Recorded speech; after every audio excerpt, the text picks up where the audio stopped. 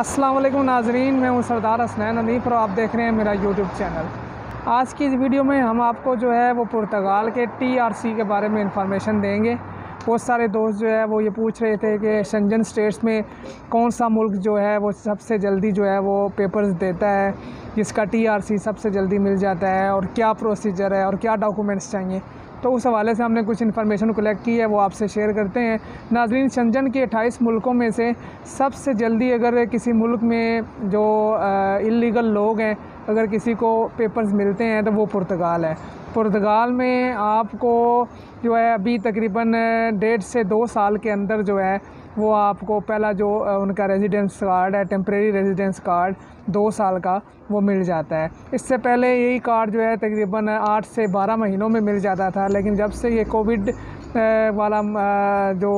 दौरानिया था उसमें काम के ज़्यादा जो बोझ की वजह से, और अब जो यूक्रेन की जो जंग है उसकी वजह से बहुत सारे जो है इमिग्रेंट्स वो पुर्तगाल आ रहे हैं, और जो इनका सेफ है इमिग्रेशन का अदारा, वहाँ पे बहुत ज़्यादा रश है, जिसकी वजह से अब तकरीबन 1.5 से जो है वो 2 साल लग रहे हैं। बहुत ज़्यादा अगर कोई बंदा खुशकिस्मत हो तो उसके जो है वो 13-14 महीनों में भी बन सकते हैं, लेकिन मोस्टली जो टाइम है वो 1.5 से 2 साल लग रहे हैं। नाज़रीन, पुर्तगाल के में जो है अगर आप इल्लीगल आ गए हैं या आपकी जो है वो किसी विज़िट वीज़ा पे यहाँ पे एंट्री ली है आपने, तो सबसे पहले आपको जो यहाँ पे अपने डॉक्यूमेंट्स इमिग्रेशन के अंदर जो आपने फ़ाइल लॉक करवानी होती है, उसके लिए जो सबसे पहले आपको डॉक्यूमेंट चाहिए वो आपकी लीगल एंट्री चाहिए। वो लीगल एंट्री आपका बोर्डिंग पास हो सकता है, जिस फ़्लाइट के ज़रिए आप इधर आए, वो रिटर्न वो टिकट हो सकता है, उसकी कॉपी हो सकती है, वो बस टिकट हो सकता है अगर आप किसी और कंट्री से बाय बस आए हैं। अगर आपके पास ये तीनों चीज़ें नहीं हैं तो आप जिस दिन आप पुर्तगाल के अंदर आएँ और पहले दिन अगर आप किसी होटल वगैरह में रुके हैं या आपने कोई वहाँ पे खाना वगैरह खाया, तो उसका अगर आपके पास बिल भी है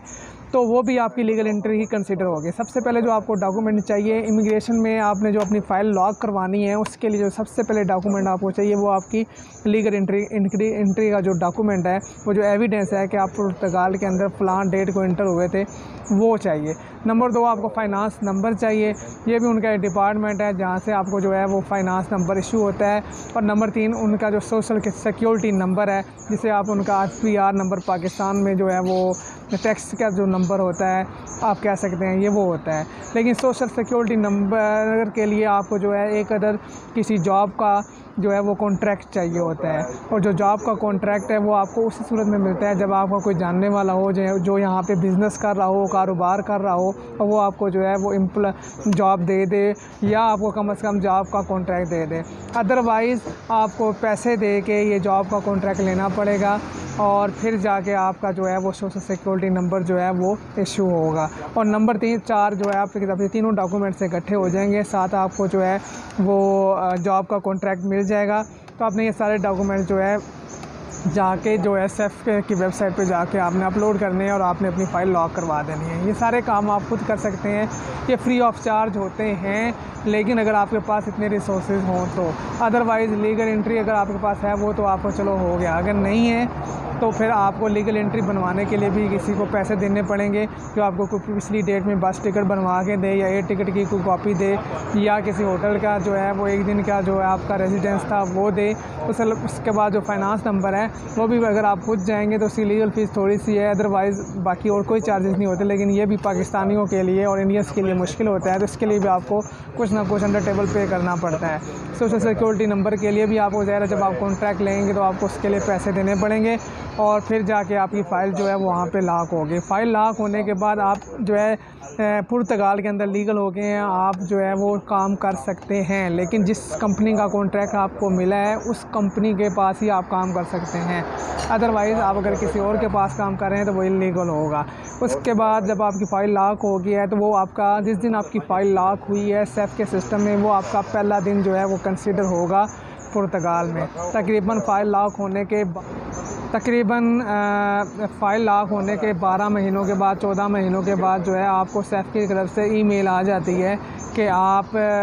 के जो है वो डॉक्यूमेंट जो आपने जमा करवाए थे वो अप्रूव हो गए हैं। तो अब आप जो है ये ओरिजिनल डॉक्यूमेंट्स लेके जो है वो फ़लाँ डेट को हमारे ऑफिस आ जाएं और आप फिंगर्स के लिए जो है वो ऑफिस आ जाएं। फिंगर्स के लिए भी आपको दोबारा जो है वो उनसे अपॉइंटमेंट लेनी पड़ती है और वो जो फिंगर्स की जल्दी से जल्दी अपॉइंटमेंट मिल रही है अभी वो 5 से 6 महीने 4 महीने बाद की मिल रही है। और जब आपको फिंगर्स हो जाते हैं तो उससे तकरीबन 2 से 5 महीनों के अंदर फिर आपका जो पहला TRC है 2 साल का वो आपको